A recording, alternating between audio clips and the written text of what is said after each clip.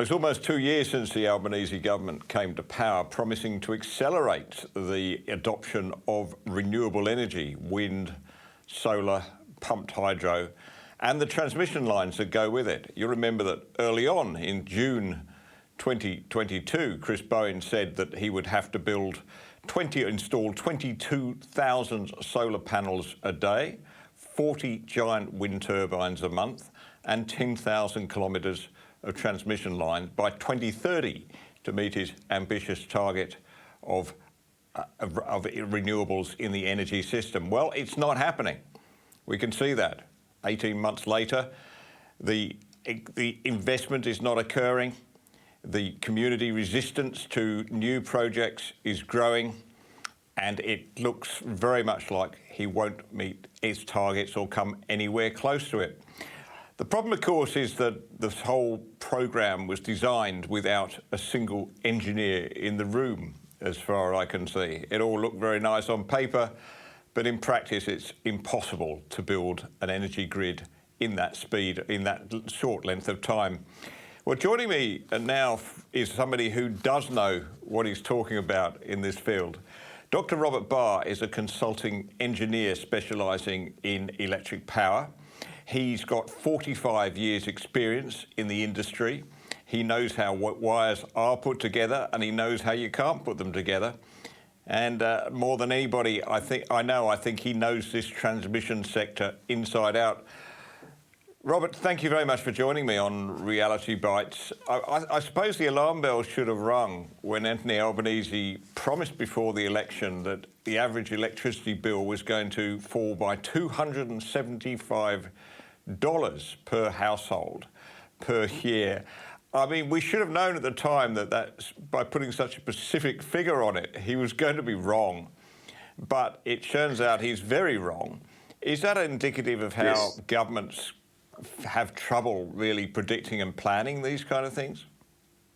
Oh, it's certainly the case. The $275 a year prediction, when I heard it, I was very almost certain that it was not going to be achievable. And I think it shows a lack of understanding of the power system. But in some ways, I don't blame the government, because they're relying on advice that they're receiving. And if you remember, there's been a number of integrated system plans. And my view is that those integrated system plans and the most current one are not fit for purpose, and I can explain why later. Those plans fed into the Reputex reports that the Labor Party procured. And so you've got economists working on basically an engineering plan that doesn't add up and doesn't make sense. So it creates an economic plan that doesn't add up and doesn't make sense. And then you've got the new government coming in thinking that this $275 a year is possible. So now what's happening now is the reality of the situation is striking, and these problems are going to continue. My forecast is that the complexities will just increase as we try to decommission our coal-fired plants. And my prediction is that electricity costs will just keep going up until we do something completely different. And we need to engineer a solution that's going to deliver for customers. The customers have been lost in all this. The customers are the ones that are missing out, and we need some significant change. Well, that's quite alarming, Robert, that you say the integrated systems plan isn't fit for purpose, because that is basically the blueprint. It's all we've got. It's the Australian energy market operators' whole plan, and without that, we don't have anything at all, do we? Everyone's relying on it. All the economists that look at it rely on the integrated system plan as having the required engineering in it. The government look at it and they consider it to have the engineering plan. But where it falls down, there's some very basic things that need to be addressed. And one of them is that very significant costs are not included in the plan. And they are, in particular, the rooftop solar PV, the behind-the-meter batteries, and because they're not costed in the plan tends to push enormous quantities of rooftop solar and battery into their plan behind the meter, because it's under their terms, it's effectively free. What it means is, if you go through to 2050, each effective house, and see, not all houses can put solar on their roof, but if you make some assumptions, which I have done, each house is expected to have about 12 kilowatts of rooftop solar PV. You know, currently you have difficulty going past 6, so we're looking at double what is being put in there at the moment. We're looking at 20 kilowatt hours of batteries each. Most batteries at the moment are like 8 kilowatt hours. And when you add up the cost of all that, it comes to about $40,000. So if you want to set your house up as the typical house for 2050, the customer has to outlay, or through subsidies, the taxpayers have to fork out $40,000 for assets. The batteries are going to last 10 years and the solar PV panels are going to last 15 years. You have to replace them all. It's just out of control. The thinking is not there. And that also doesn't look at the amount of augmentation that's required in the distribution network to move that power around. No. So the plan, to me, it needs complete revamp. Yeah, I mean, just those figures there, you've $40,000 per household. I think that would come to roughly, round figures, $45 billion for all households. And that's just the rooftop solar. We're looking at another $100 billion at least for transmission lines. And yet Chris Bowen says the whole thing is going to cost $120 billion. Basically, he's got no idea, has he? I mean, how could he? Because in the end, you're putting together this massive new grid, complete with a completely different kind of generation than we've ever had before, non-synchronous, dispersed generation. We just don't know the cost or whether it'll work, do we? No. And I've modelled the ISP, the step change scenario, and I can't get it to work. It's short by about 20% of the energy. And the way things are going to evolve, I don't think it will be in line with the ISP.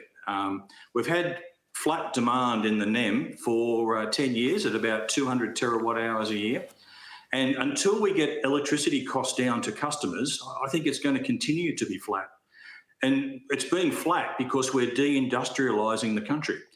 As the system progresses and costs go higher, particularly our aluminium smelters at Tomago and Portland and up in Queensland, how are they going to survive in an environment where electricity costs are rising, whereas you've got competitors overseas that are in a much more advantageous situation? What we've got to do is we've got to seriously put a plan together that drives electricity costs down for the long term, and we've got to build up our industry, not deindustrialise like we're going at the moment. There's another side to this. We can talk about economic feasibility, but there's also engineering feasibility. And while in this dumbed-down debate, most people might think, oh, it's a good thing that we're putting in more rooftop solar. There are real engineering challenges attached to that, aren't there, which we're not really sure whether we can meet them. What would they be in engineering terms? Absolutely. If we go to the levels of rooftop solar that are in the integrated system plan, our distribution networks, this is the Endeavour Energy and Ausgrid and PowerCore and these companies, their networks are going to be completely overloaded. And what will happen is that they can fix it. They can, but again, it's more capital expenditure. And if it reaches that level, the capital expenditure in the distribution network will vastly exceed what's being talked about in the transmission network. So people are worried about the capex in the transmission network. That could pale into insignificance if we keep going down this path of just pushing more and more into the distribution network. Moving power around at 230 volts is very difficult and very expensive. Well, yeah, let's talk about the transmission and the Snowy Hydro project, for instance. You know, the idea is simple. You use solar power at the peak and wind at when there's a surplus of it to pump the water uphill, and then you let it down when you're short of power. Well, this is what I don't think we really got our heads around.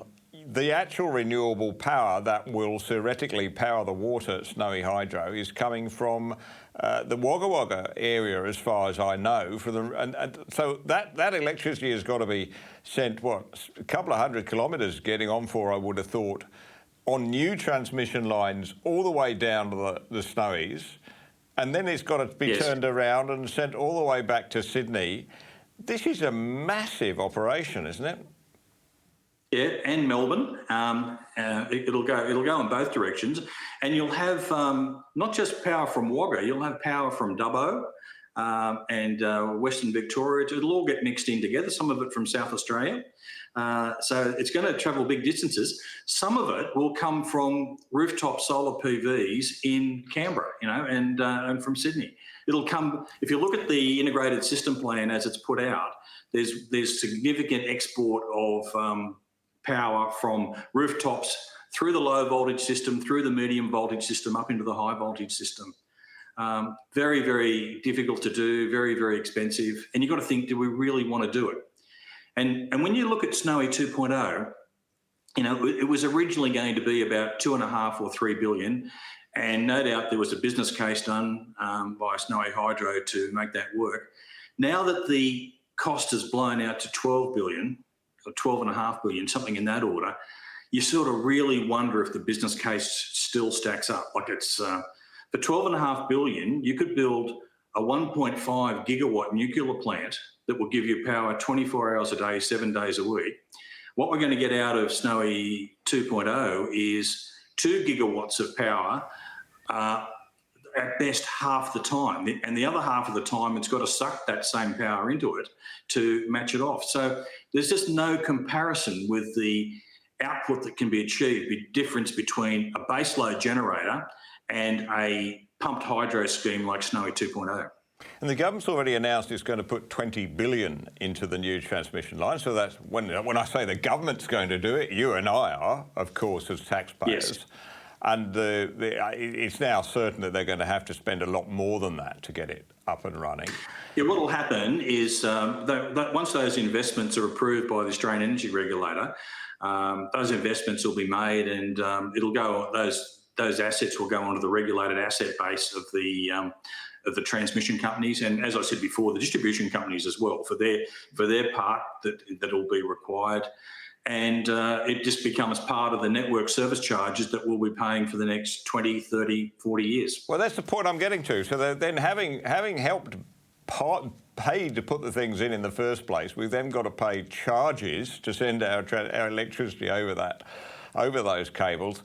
And it will be expensive because these lines are not being used all the time, so they have to make up their money. Yes. It's as if the M2 tunnel, for instance, only had half the traffic that they were predicting, then you'd have to charge all the drivers who go through twice as much to meet your budget. So that's the economics of it. We're going to be paying through the nose for this stuff after having put the transmission line. There's no good news for Australians in this, either as taxpayers or consumers, is there? I don't think so. Those transmission lines you talked about, they're going to be connected to these renewable energy zones, and the very nature of wind and solar is low capacity factors. So on average, they produce, for wind it's about 33%, and for solar about 23% output. And so with these long lines that have got to move these powers over very long distances, those transmission lines will also reflect those low capacity factors. So the new lines that we build will not be as effective as the existing lines that we've got, say, between the Hunter Valley and Sydney, or the Latrobe Valley and Melbourne, because of the very nature of the type of generation that they're connecting to. One more problem with transmission lines before we close, Robert. Of course, they are vulnerable, as we know, as we saw in Victoria quite recently. That in a big storm, there's every possibility every now and then that one will come down, and when it comes down, as it did in Victoria, it just sends the whole grid out, and people are losing power left, right, and centre. Well, and we're told that we're going to be getting more extreme weather events, so you'd think the likelihood of this is growing quite considerably. It would just be better, wouldn't it, if we just found a way where we didn't have to build any new transmission lines and basically the power was generated as close as possible to where it's being used. And so where does nuclear fit? What you're referring to is what I call a compact grid. I like the idea of having a compact grid where the generation is relatively close to the loads, and we have relatively short lines that are highly utilised, and that's fundamentally what we've had in the past. And the other issue that you talked about is what I call network exposure.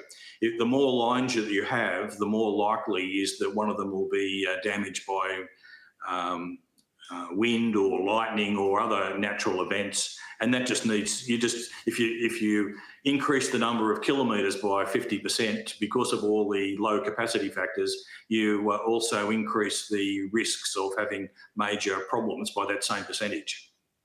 So nuclear will enable you to use those existing transmission lines from the Hunter Valley to Sydney, for instance, from the Latrobe Valley to Melbourne, from Port Augusta to Adelaide.